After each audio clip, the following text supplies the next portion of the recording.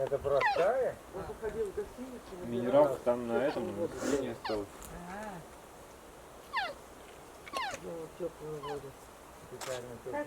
В 12 часов ночи мы были в этой деревне, Дон, Усть-Хломского района, где нам сказали, как появился там этот лосенок. Значит, в 6:30 утра хозяйка просто-напросто вышла из дома. Дом находится на окраине деревни, и прямо на клумбе с цветами лежал лосенок. Был сильный дождь, сильный ветер.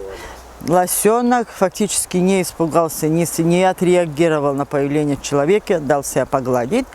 Потом лосенка, значит, убрали в теплое помещение от дождя и попытались днем напоить.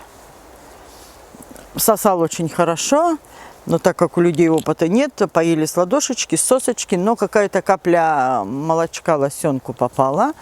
И по приезду, значит, нас в 12 часов ночи он у нас выпил целую литру молока сразу подогретого.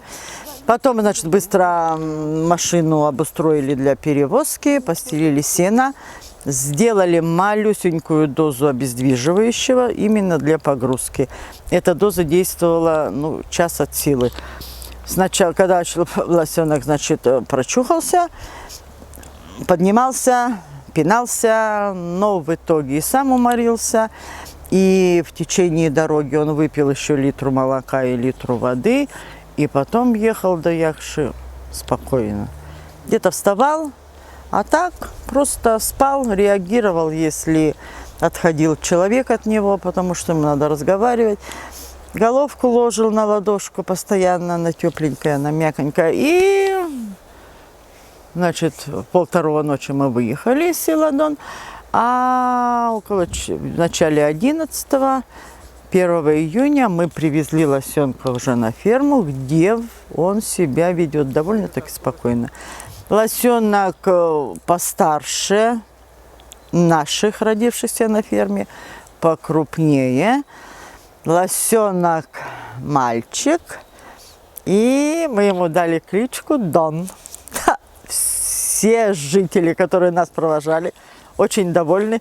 Правда, они сначала спросили, а можно так назвать? Да, пожалуйста, без проблем. Но теперь будем заниматься здесь. Слава Богу, все обошлось хорошо.